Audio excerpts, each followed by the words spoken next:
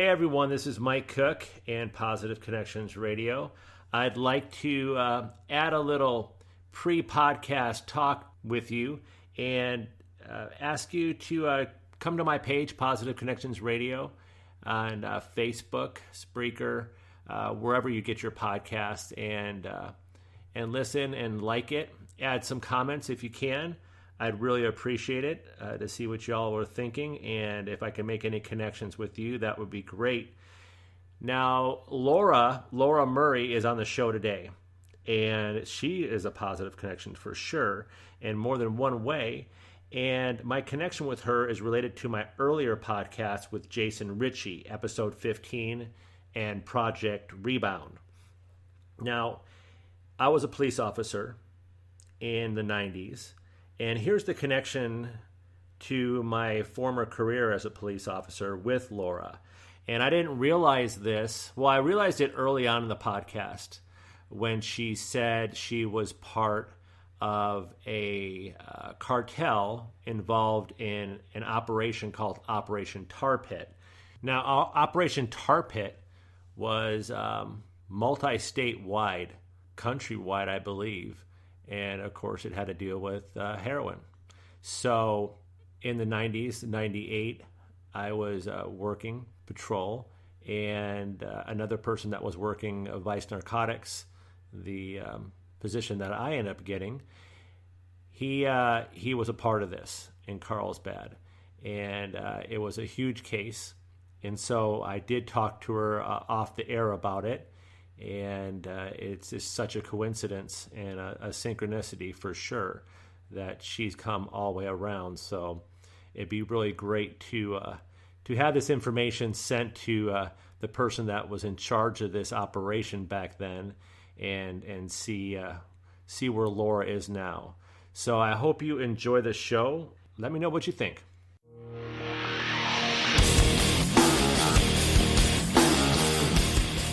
Hi, this is Mike Cook, and welcome to Positive Connections Radio. This show is intended to help break the stigma of mental health issues among first responders. I know from personal experience how PTSD, depression, and addiction can take over your life while suffering in silence. I was a police officer for 19 years and spent the last 10 years of my career as an undercover narcotics detective.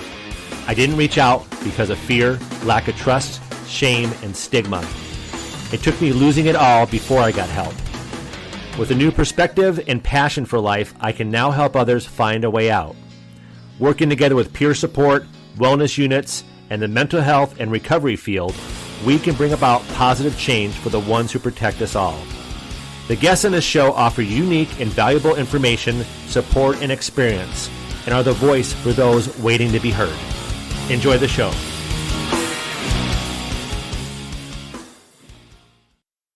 Welcome back to Positive Connections Radio. We got a great guest today. Her name is Laura Murray. Laura, welcome to the show. Thank you, Michael.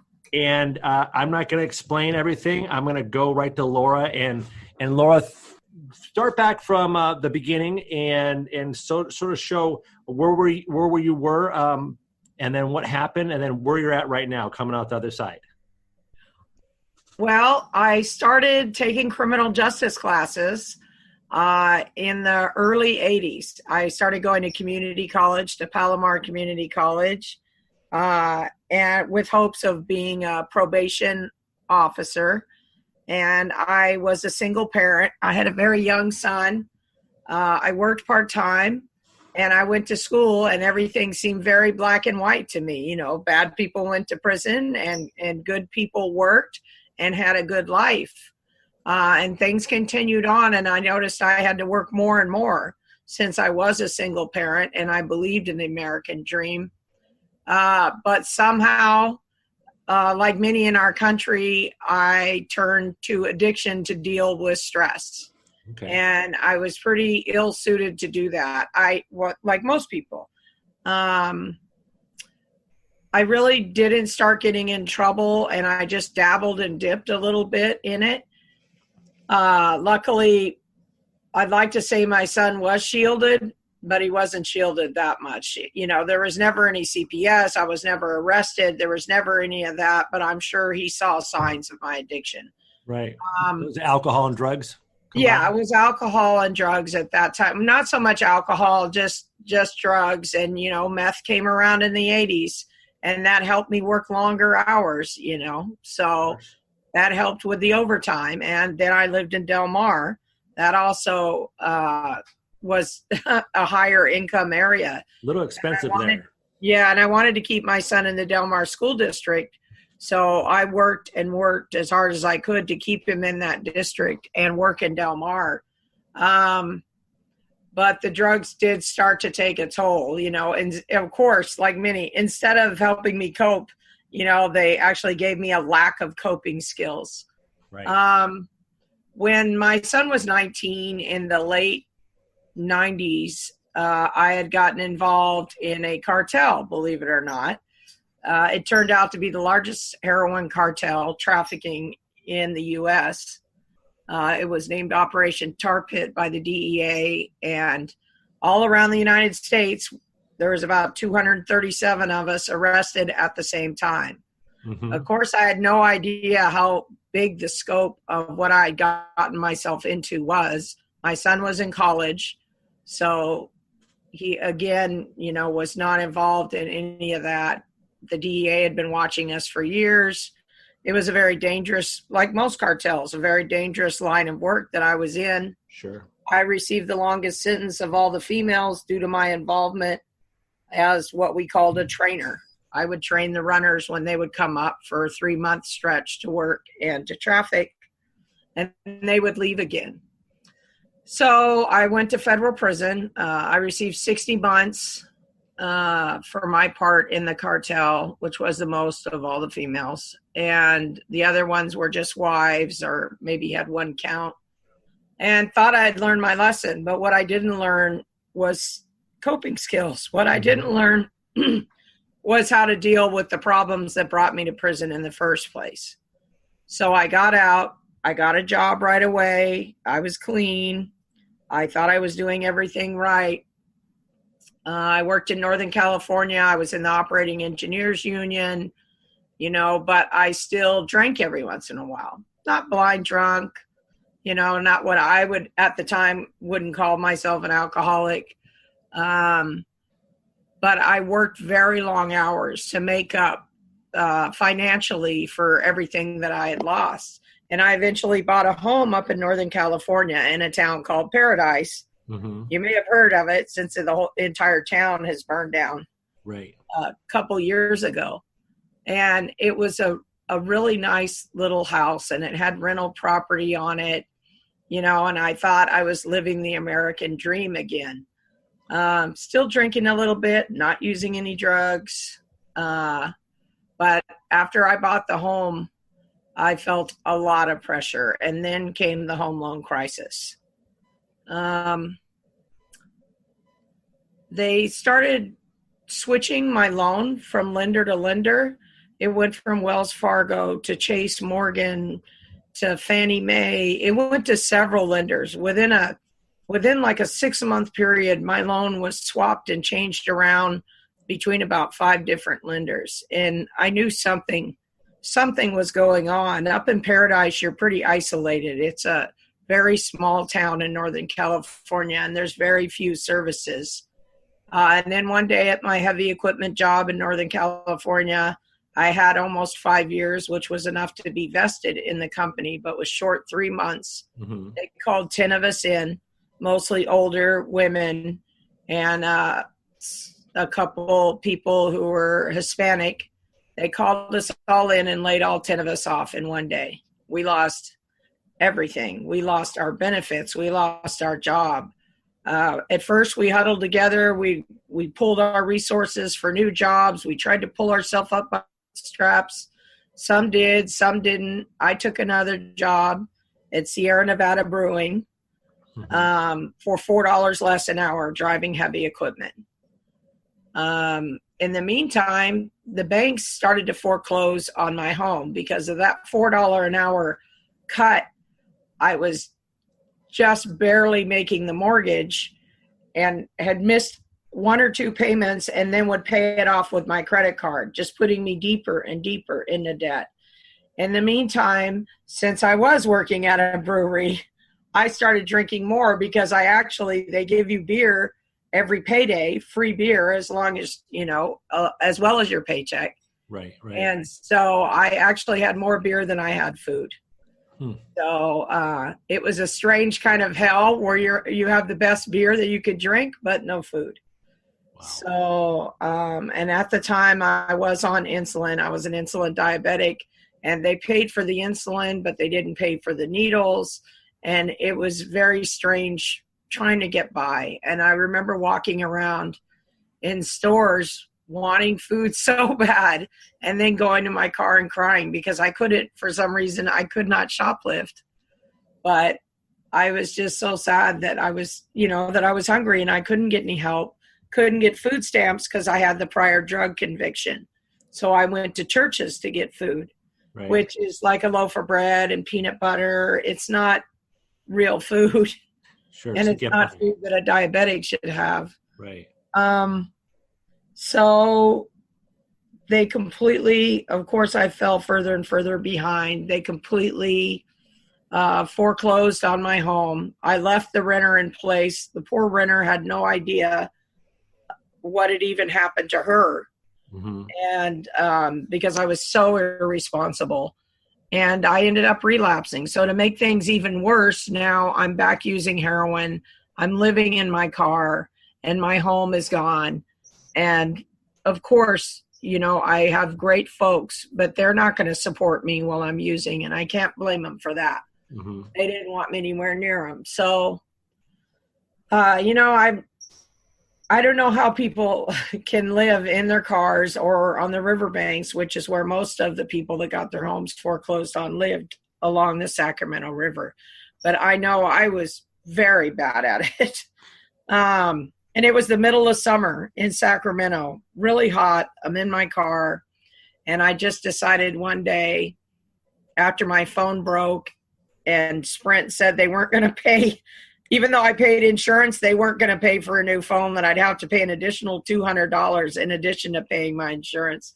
So I just had enough. So I just grabbed a Dollar Tree bag from the back of my vehicle and a Burger King napkin and wrote a demand note and walked into a bank in Northern California.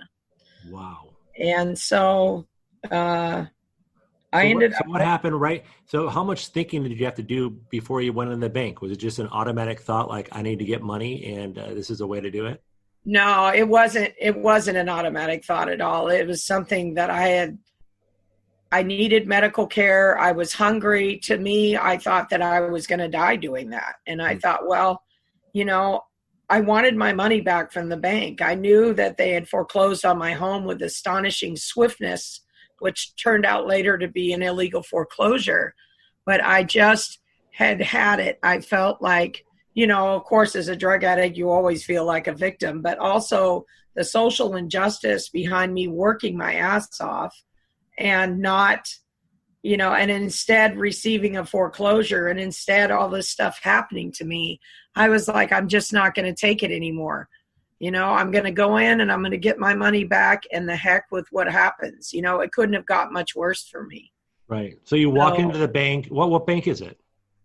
It was a small credit union up in Oroville, California. Okay. So I walked into the bank, and first I parked behind the bank at a Tasty Freeze. I put duct tape on my license plate. I walked in, I had a ski mask, and of course, it's 120 degrees and it's July, but I have the ski mask on my head. I haven't pulled it down yet. And there was a little old lady about to go in the same door as myself, and I told her, stay out here, don't go in this bank. She was a little irritated, but she stayed there. So I went into the bank, and it just felt like I'd been struck deaf. All I could see was the clock ticking, huge lines of people since it was a Friday. And there I was. I had to make that decision between pulling that mask down over my face and going up to that teller. And I just decided to commit. So I pulled the mask down. I went to the teller. She told me, you'll have to take that mask off if you want me to help you. Oh, boy. And so I gave her the demand note and was aggressive and told her, you have 60 seconds to put that money in the bag right now. I'm not playing. So she did take me seriously. She put the money in the bag. I said both drawers. Instead, she ran to the teller next to her and took her money too. That was a miscommunication. Mm-hmm. And I ran out of that bank. The lady that I left at the door took pictures of me with her cell phone as I was as the mask was coming off. Yeah, so I ran out of the bank, took the duct tape off my license plate, threw the money and the mask on the seat, and in my haste thought I was exiting the Tasty Freeze, and in reality had pulled through the drive-thru. Wow. So when I went to reverse the car, because there were retaining walls on both sides and I couldn't get out of that line, there was a car full of a lumbering SUV full of kids behind me. Mm-hmm. So I couldn't go anywhere. I couldn't do anything. So I ordered a root beer float. So you did. Yeah. So you figured it was all over. Well, I just figured, what the heck? I'm sitting there. The young lady keeps asking me, welcome to Tasty Freeze. Can I take your order? Okay. So I told her, give me a root beer float. Nice. So, yeah. So I finally, I know the response time is 3 to 5 minutes for, any kind of robbery or anything from that police department. So I was just sweating bullets, really. Waiting in the line, I pulled up, and just as I just grabbed any denomination out of the bag to pay the girl at the window, I saw her look really quick towards the street, and there went about 5 marked police cars and 1 Crown Vic with the cherry on top, which is the siren, flying right past me. And I was like, well, that's pretty convenient. So I got my root beer float and pulled right out the other way and got on the freeway. Wow. You got out of the area. Yeah. But what I did do, in Paradise, there's only 1 road up and 1 road down, and I went right up that road. Mm-hmm. And in my haste of counting all the money, somebody called me in as a drunk driver, which I was not. Right. I was sober as a church mouse when that happened. But you were drinking a root beer float. Yeah, right. And trying to count money that I'd never seen before in my life. So they had the path in my direction. So I went on up the hill and told my friend, hey, I have that $200 I borrowed from you. Seriously. So I went and actually I don't know what I was thinking, but I paid him back the money, and then I went and paid my Sprint bill. Remember, I told you they wanted the $200 for the phone. Right. So I went and paid the Sprint bill, and when I came up the hill, there was 2 plainclothes detectives hiding behind my car because we had taken my friend's car, mm-hmm. and I was arrested. So you were somebody else at the time? I went to his house, and we had taken his car because I thought, well, they might be looking for mine. I got it. It was an understatement. Sure. So the detectives, came rushing out when I got out of his car and kept asking, who's the man behind this robbery? We know mm-hmm. you didn't do it by yourself. And I said, I absolutely did do it by myself, and they yelled at me, girls don't rob banks. They did. So I said, well, I hadn't even thought about it. This one did. Mm-hmm. So yeah, they had thought the whole time that there was a man that had put me up to it, and witness had even said they saw a man in my car, which I have high back seats. Witnesses are, notoriously unreliable. Of course. So yeah, I said, no, I did it by myself. And they took me into custody. The problem was I had such a severe diabetic infection, they couldn't keep me. Okay. So they took me to the hospital, and when I was at the hospital, I signed out AMA. They didn't even watch you? No, they let me go. They let me go. I kept calling the police department asking for my car, and when I walked out of the door, there was the police lieutenant, and he said, do you want to ride to your car? And I said, the front seat or the back seat? And he said, the front seat. This is just after they caught you robbing a bank and they brought you to the hospital, and then you signed out AMA, and they gave you a ride. Right. The police lieutenant of that town picked me up and gave me a ride All right. to my vehicle. He said, we don't have the keys anymore. I said, that's okay. I have a spare. He said, they're just finishing going over your car. By the way, we got your heroin. I said, that's fine. I don't care. Just let me have my car. Mm-hmm. And he let me have the car.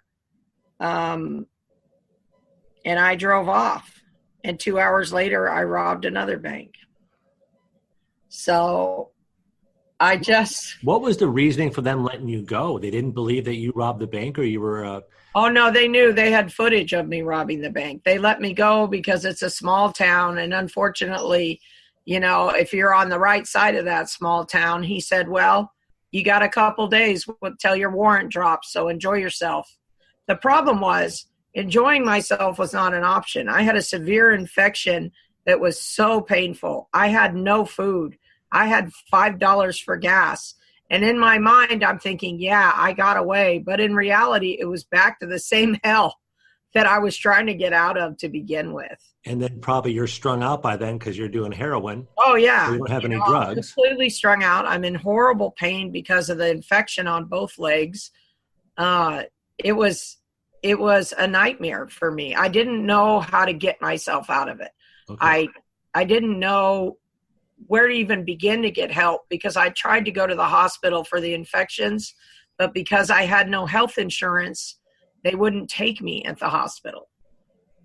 So, I mean, they agreed that I needed treatment. I had a fever of about 102, 103, but I couldn't get the treatment. I couldn't get food. This was my only coping mechanism. I had gotten in so deep. It sure sounds like it. So off with no other choice to the next bank. Right. So off to the next bank I went. And this time, I walked in, left with the money very quietly. Some people didn't even know I'd robbed the bank. But this time I thought, I'm not staying in town. That was an obvious mistake. So I got on the freeway and I headed down to Oakland, California, where you can pretty much do anything and get lost in Oakland, of course. I had some friends down there.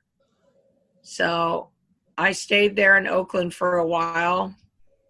And then I went up to, I believe, Fairfield, I want to say. And I stayed at a Motel 6. Now, mind you, I had no ID. The police had taken that. They'd taken my driver's license, my ID, but I was still driving that car. Yeah. How much money did you get away with the second time? The second time, the first time was about $4,000 to $6,000. The second time, well, they took the $4,000 to $6,000 when they arrested me. Oh, of course. So then I had to start over again. So the second time I started over, and I think it was more like $6,000 to $7,000. It went up somewhat. All right. So then I went to Fairfield. But the funny thing was I was in the outlet stores. I mean, I was still buying things on sale, even though I had like $8,000 in cash. Right. I was so used to budgeting my money and buying stuff on sale and taking less than that I couldn't spend that money if I wanted to. That was the worst part. Right. How did you feel at the time? How did you feel about taking the money and what you were doing? Because obviously you're strung out still. So did you have to go get some more drugs or? Yeah, and that's what I did down in Oakland. Okay. You know, so, yeah, so I was completely strung out. But the thing was I was just in so much pain. I had gone to one hospital and they wanted to amputate my right leg below the knee because it was such a severe infection. Wow. And I was I just remember being in so much pain and thinking, they've got to kill me. You know, I've got to get killed sooner or later. And sure enough, my old federal probation officer, who had watched me after the cartel do very well, had been trying to contact me. And she left a message saying, they've listed you as armed and dangerous and as escaped from Oroville. She said, they're trying to kill you. Please turn yourself in. And I thought, good. You know, I didn't call her back. I've since then spoke to her, and she nearly cried when she saw me because she told me, Laura, they were trying to kill you. And yeah, that was an interesting reunion. But I bet. Yeah, so I was just on the run, staying at this hotel, was freaked out about every noise, every move. everything, thinking they were going to come get me at any minute. And I had someone who I'd like to call a friend, but he wasn't really a friend. And he said, well, if you're going to keep robbing banks, you need to come pick up a gun. Until that, I'd never used a gun in the commission of the robberies. Right. So I was on my way to his house, and I thought, let me rob one more bank before I get there, because it had become like a habit to me. Well, yeah, after the first two, it's probably the third ones are probably a lot easier to walk in the front door. Yeah, you think, okay, and especially after they let me go, for some reason I was not weighing out the consequences of what was happening. I believe it was because I was just had that heroin haze, or I wanted to get killed. Yeah. So I went to the third bank, and everything went wrong at that third bank. When I went to get out of the vehicle, I dropped my keys, fell out of my pocket, and were on the seat. And because I had the money from another bank in the car, I power locked all the doors. Oh boy. And didn't realize my keys had fallen out. So I walked into the bank, and usually I want the manager to be in the back of the bank. That's the good place for the manager's desk. But this manager's desk was at the front of the bank. And then the windows, they had bulletproof glass over the tellers, which I'd never seen before. Right. And all those signs should have said, get out of that bank right now. Don't do it. But I just felt bulletproof, because of the drugs, because I'd gotten away with it, because I didn't really care. And I walked in and robbed that third bank. And she read my note and looked at me and looked at the glass. I said, I'll come right over that glass and get you. By then, I'd become very bold. Mm-hmm. So she went ahead and gave me the money, but with her fingernails, she tore the bottom of my plastic bag, and I didn't see it. So when I ran out of the bank, not only was my vehicle locked, but I was trailing 20s behind me. Wow. Okay. So, yeah, so there was a little old lady there who kept saying, you're losing your money. Do you want me to call a tow truck? And I said, do you have a tire iron? She said, no. I said, then forget it. And I kept seeing her keys going back and forth in her ignition with that little ding, ding, ding. Mm-hmm. And I thought I'd just shoving her out of the way and grabbing her car, but she looked so much like a friend of my mom's. There was no way I could ever treat, an elderly person like that. I still had these morals that I was given as a child that didn't serve me as a criminal, and right. Really thank God I had those. So I ran to a FedEx truck. I grabbed the toolbox. I thought for sure there's going to be a tire iron. The guy was busy making a delivery, and all it was one of those black sand reflective triangles. Mm.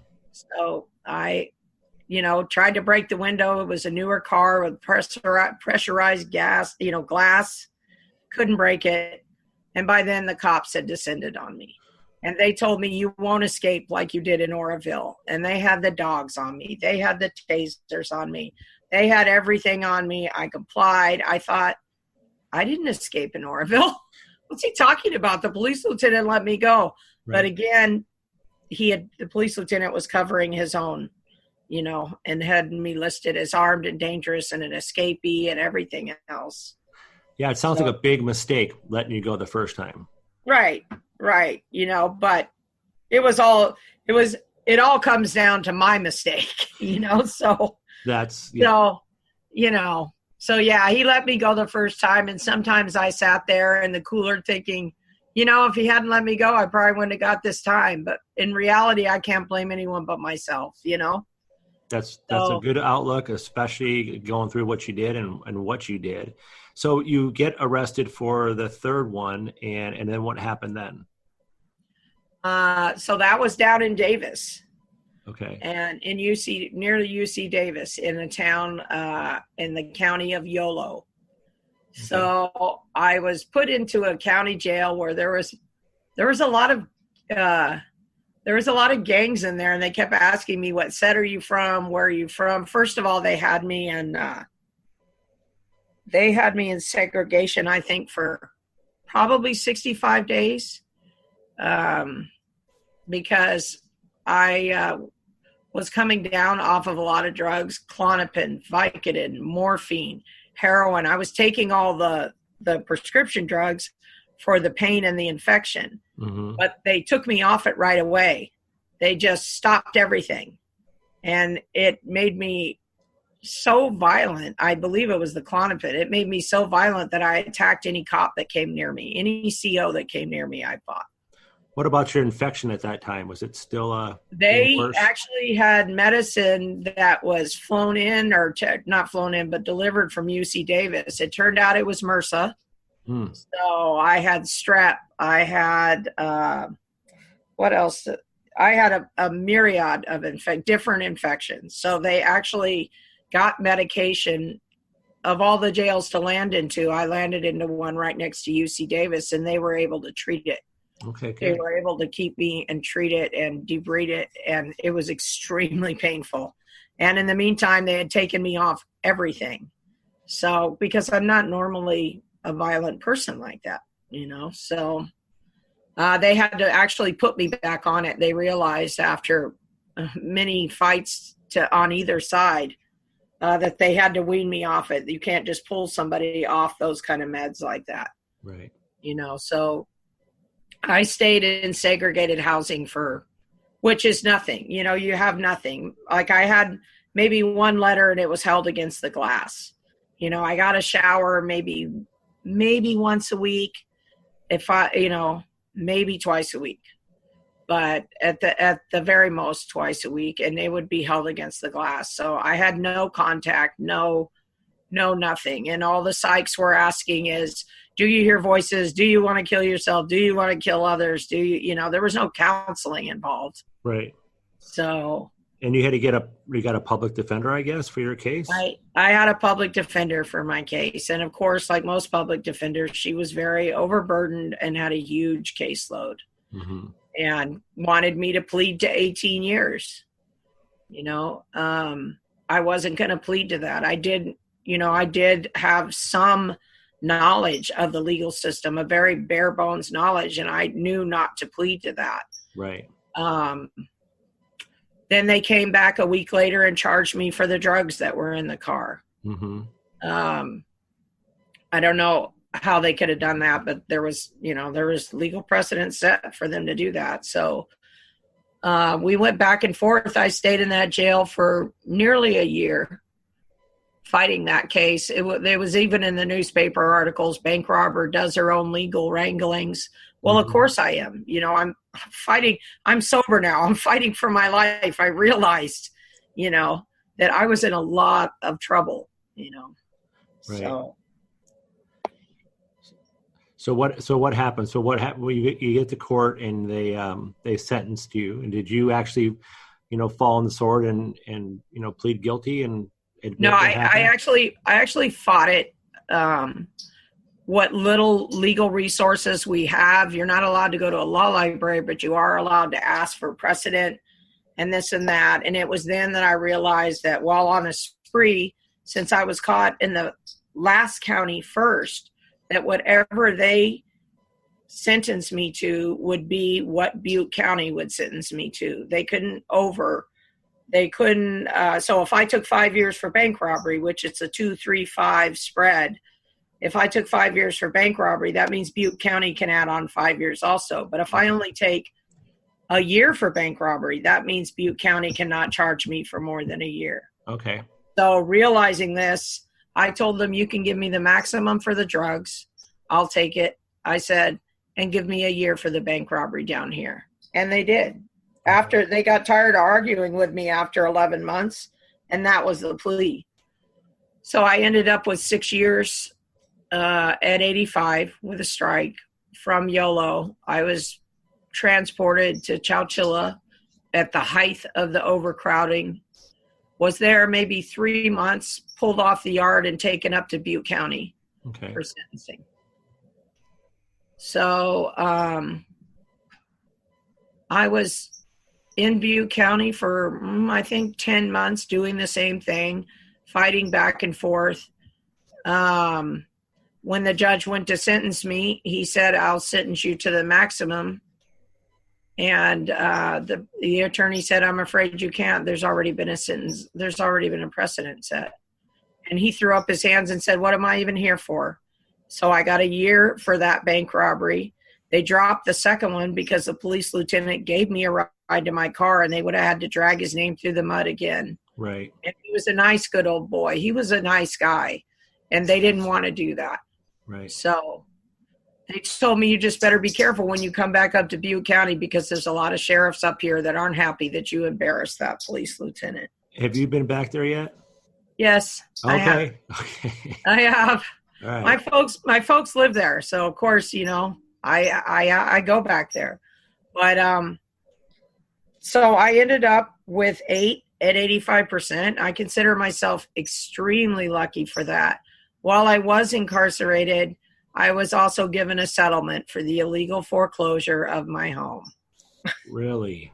Which, just about made me cry because of everything that I've been through. It kind of validated that it was illegal. It validated that I wasn't losing my mind, at least not in the beginning, that this was happening. And it wasn't because I was a bad person or a stupid person or a lazy person. It was because, it was illegal, and they didn't go to prison and they didn't go to jail for that. But like everything else, I just have to be accountable for my actions and what I do, so I can't dwell on that. I could have gone back and, because the settlement had no ties to where you couldn't come after them for more money, I could have gone back.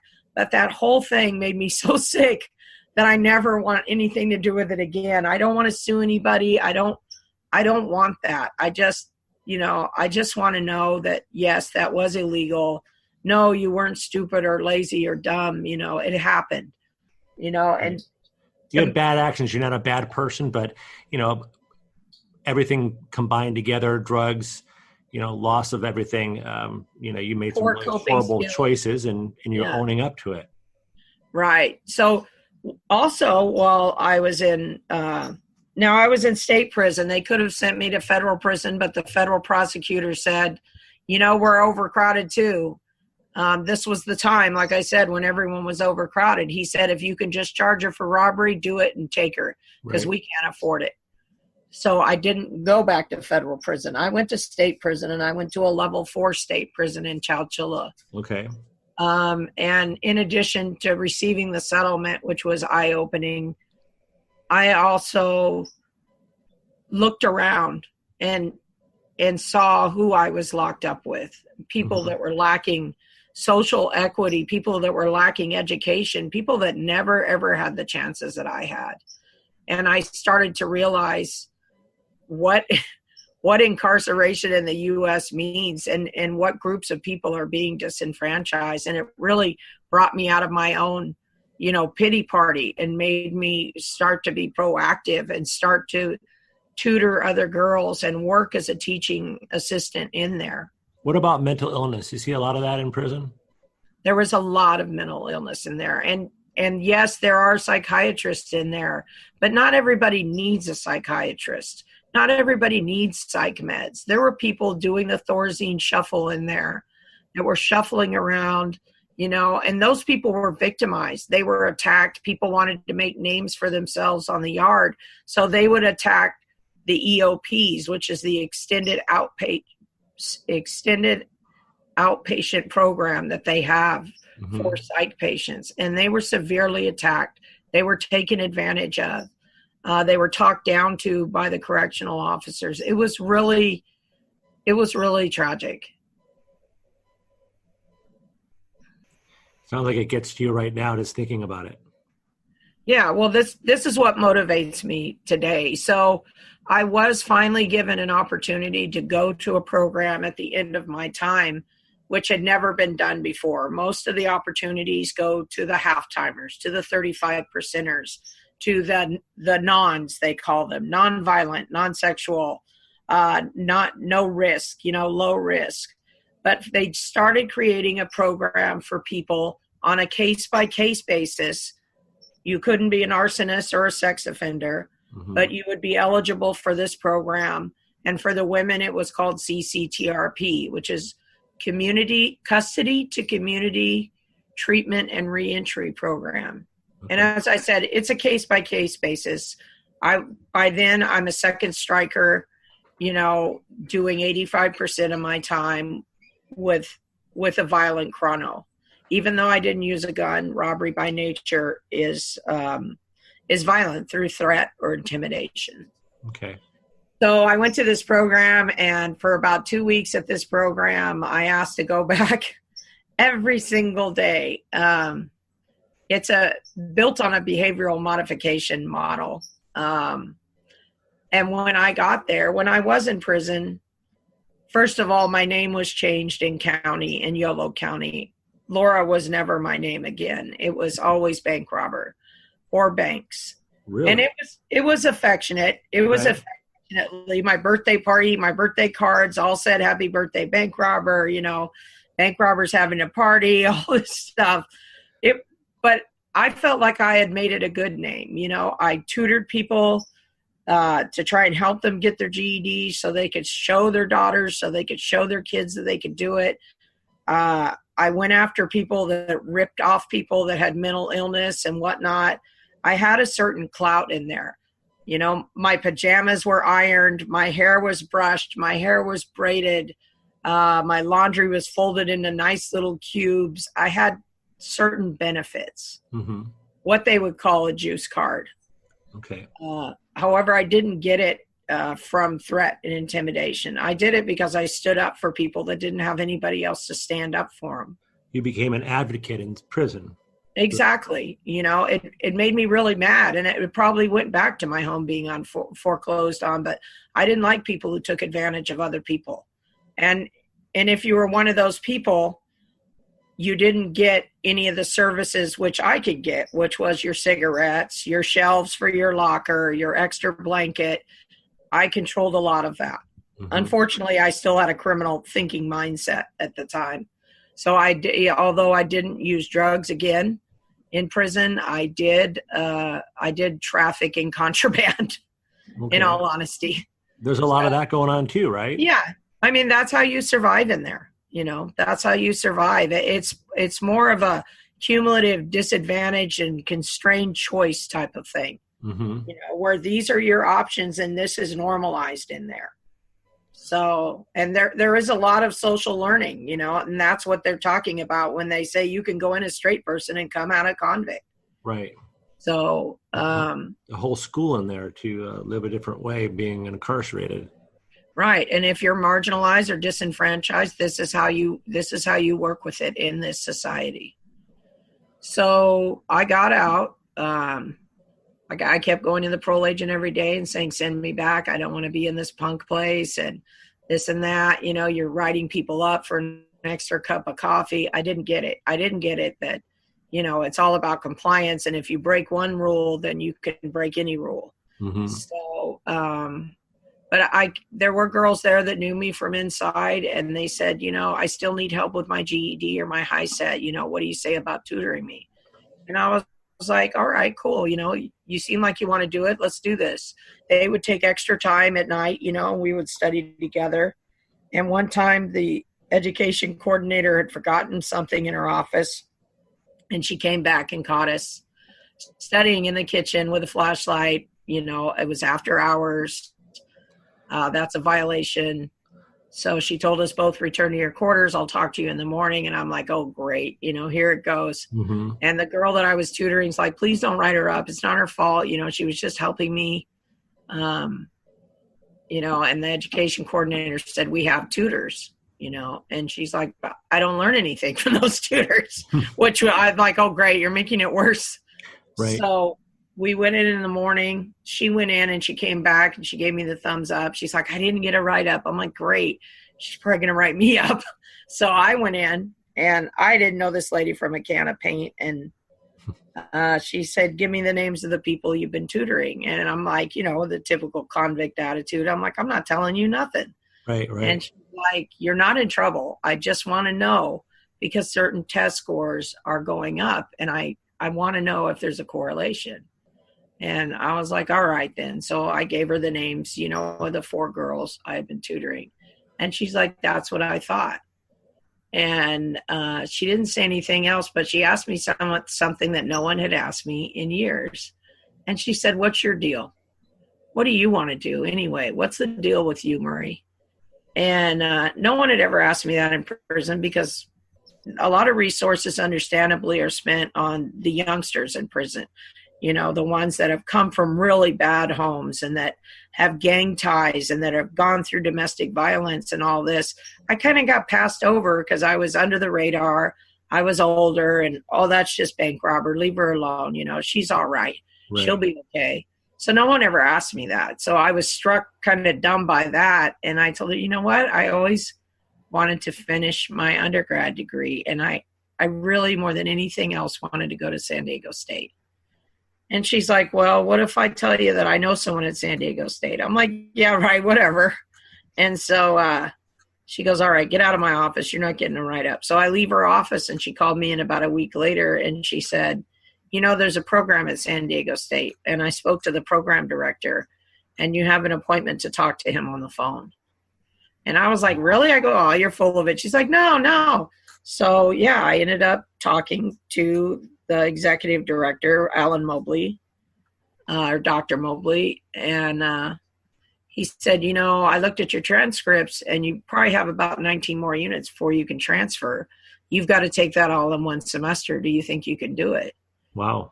And I was like, he said, you could go to Mesa College. They'll give you a pass. You'll have to go with your ankle monitor on. Mm-hmm. You won't be able to carry cash or a cell phone or have computer access.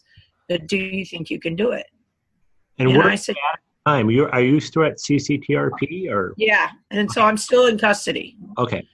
So we have an in-house parole agent. We have ankle monitors on. We're tracked everywhere we go. It's very strict, very strict. So, yeah, I told them, yeah, I think I can do it, you know, which gave me like this new hope that I could, you know, that I could do it. And let me go to school sober. Let me see how this works out. Because I told myself, you know, the parole agent told me, for once, give yourself a chance. Give yourself a chance and just try life sober. So I thought, all right, we'll see how far I can get. So I passed that semester, took 19 units. Got about a 3.16. They were pretty tough classes, like business statistics and astronomy lab. They were some tough courses, the ones that I'd put off till the very end. Sure. And I took that, and Dr. Mobley told me to apply to not just San Diego State, but 4 CSUs. So while most people have a college coach behind them, I had a CO behind me when I applied. Mm-hmm. I applied to San Diego State, Cal State Fullerton, Cal State San Bernardino, and Chico State, since that's where my folks all graduated from. So I got rejected from every single one of them. You know, my GPA was atrocious. Cumulative was atrocious. It was like a 2.68, this and that. I told Professor Mobley, well, you know, I tried. It's only the best school in California. I understand why I can't get in. Everybody applies for SDSU. And he's like, no, what you will do is you will write an appeal, and I'll take that appeal to admissions for you. So without much hope, I just wrote like a paragraph saying, you know, not only if you allow me to San Diego State, not only will you enrich the diversity of your students, but you will also enrich my life and allow me to pay back the harm that I've caused in the past. Wow. And I sent it off. So the day before I paroled, I got accepted to Chico State. The day before. Mm-hmm. Amazing. I got accepted to Chico State. So I went up with my mother, who was an alumni from 1950s, and I dragged her to the orientation with me. And I accepted my financial aid, and I got my classes, and I got back to San Diego, and I was going to the gym on my little 150 moped by then. By this time, I'm living in a parolee program called National Crossroads up on 49th and Imperial. Okay. So I come back, and San Diego State's web portal keeps saying, update your address. And I'm like, gosh, why are these people bothering me? I already didn't get in. What the heck? I was happy, you know, I was okay going to Chico State because at least I would finish my degree. Mm-hmm. And I was in the locker room at Planet Fitness, and it was about 10:30 at night. And I thought, let me just clear this to get this email out of my box. And I went to put in my new information, and where it had said denied, it said accepted. Wow. And that was it. That changed my entire life. So Amazing. So you got accepted to San Diego State. I got accepted to San Diego State. So I called my folks, and I think it was kind of a relief to them that I wasn't coming back up to Butte County. They knew it would be a hard road to toe for me up there. Mm-hmm. But I called my folks, and I told them, and then I called my parole agent, and I told them, you don't have to transfer my parole because I'm staying. And I was just... That was an emotional moment for you. Yeah, it's still emotional for me years later. Of course. So I went in to change your life. Yeah, I went in as a sociology major because the entrance GPA was lower. And I told Professor Mobley I'd still like to do criminal justice, but I was told by a U.S. attorney a long time ago that I would never, ever have a career in the field again. He said, and you believed her? And I said, yes, I did. Why wouldn't I? She's a U.S. attorney, and she's a U.S. prosecutor. And he said, I'm here to tell you it's not true. There are many things you could do with your insight in criminal justice today. But I loved sociology so much after that first semester that I decided to just declare a double major in criminal justice and sociology. So I took 15 units. Professor Mobley said, that's probably not advisable, where you're coming from and just out, you really should probably just take 12. And I said, once again, I got this. I got this. So I took my, the exploration classes, which are your general electives, and I took some criminal justice, and I took some sociology classes, and I took 15 units, law and society, many different subjects, and I got a 4.0 across the board that first semester. Nice. So because I was really grateful, and I really just wanted to prove to everybody that I could do it. And most of all, I wanted to prove to myself that I could do it, that sober, I could really get it. I could do it. I could give myself a chance, and I was able to do it. It was like a hot knife through butter for me. All of a sudden school was easy compared to everything I've been through and the horrors that I saw in state prison.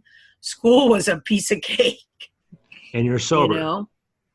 And I'm sober, and I'm just, I'm attending meetings, NA meetings and this and that, but, I'm also super busy. I'm at school 18 hours a day. My whole life is school, so I went to every professor's office hours. I had a huge amount of support, from the professors at San Diego State. They were understanding. They said, we wish all students would sit in the front row and participate like you do. That's great. It was a really good experience for me. And the next semester 4.0, I ended up taking 21 units a semester, still 4.0.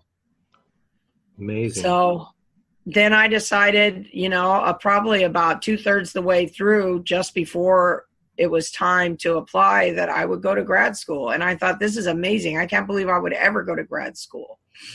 So, and I expected the same results. I'm going to apply to all these grad schools, and I'm going to get rejected from every single one. Mm-hmm.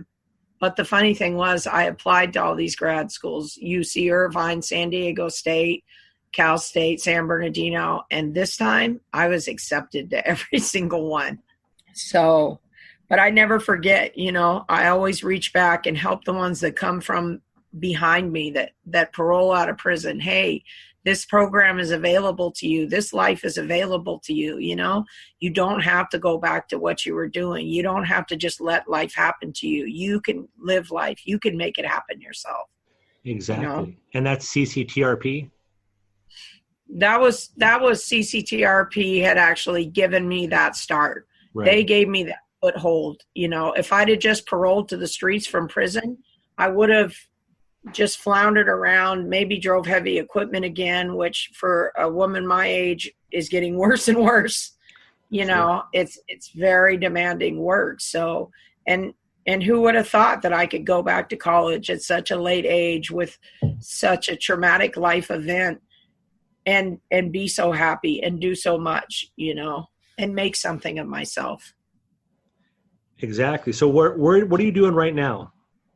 So right now, I just completed my first semester of the criminal justice grad program here at San Diego State. I present research on parole and reentry at the Western Society of Criminology, the American Society of Criminology, and next month for the first time at the Pacific Sociological Association. I'm the member of 5 student organizations. I'm the president of one, which of course is Project Rebound Student Alliance. Mm-hmm. I'm also in the Criminal Justice Honor Society, the Sociological Honor Society, the Criminal Justice Student Association, and the National Honor Society. In addition to being in the student organizations, I'm also, for some reason, a teaching assistant and a grad assistant in great demand. So it's amazing the response I get from the professors. So there is a really special professor, Professor Sim, and I am his mascot, his follower, and his teaching assistant for Sociology 102, Sociology 403, Sociology 412, and Sociology 433, where he explains the problems of social inequity, social injustice, and lack of equity for some disenfranchised groups. He is my hero in sociology. In addition to that, I teach a session of Sociology 101 under Professor Che, who is like a rock star in the sociology department. You listen to his lectures and you lose all space and time when you're listening to them. Nice. I'm also a grad assistant in the criminal justice department in law and society and crime and behavior. Most oftentimes the professors have me tell my story, but I usually wait till the end of class because I want the students to see me as, a student first, an outstanding student first, and then I tell them about my history. You are truly remarkable. And even bringing that up also, now looking back at from the very beginning, let's say even from, Operation Tarpit to now, was there anybody that really made a difference in your life through your struggles and through your crimes and addictions? Anybody that you could look back on and say, I'm glad that person was there, and I would like to give him credit? There is somebody. He's an E7, a sergeant with Special Forces, medic, Green Beret, who's been my hero my entire life. And that's, at least from 17 on, and that's my son. Awesome. Who's never seen me as anything else but his funny, loving, good-humored mom. He said, when people talk about you as a bank robber, as a drug trafficker, as a homeless person, he said, I've never once saw that. All I see is my single mom that struggled and worked 3 jobs to help me grow up to be the man I am today. And he's in South Afghanistan right now, probably on his 9th deployment. He's won the Bronze Star. He has a master's in business.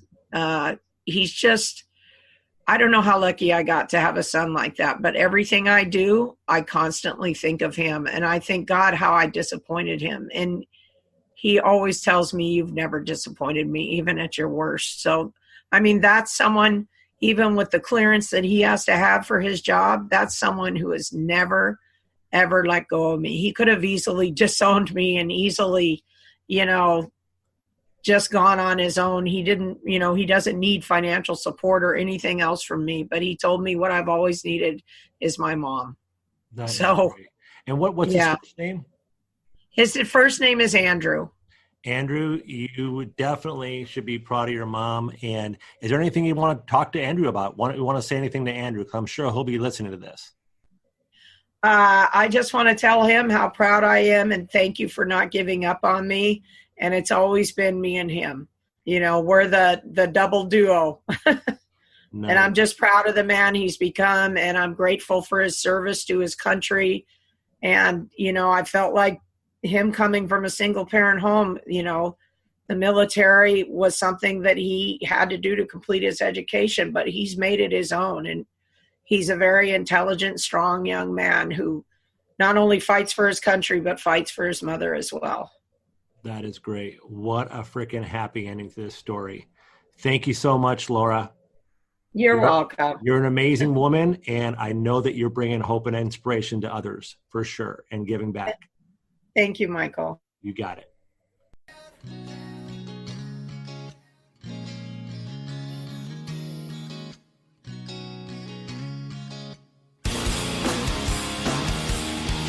Thank you for listening to Positive Connections Radio, in affiliation with Mental Health News Radio. Have a great rest of your day, and until next time, be strong, stand up, speak your truth, and break the stigma.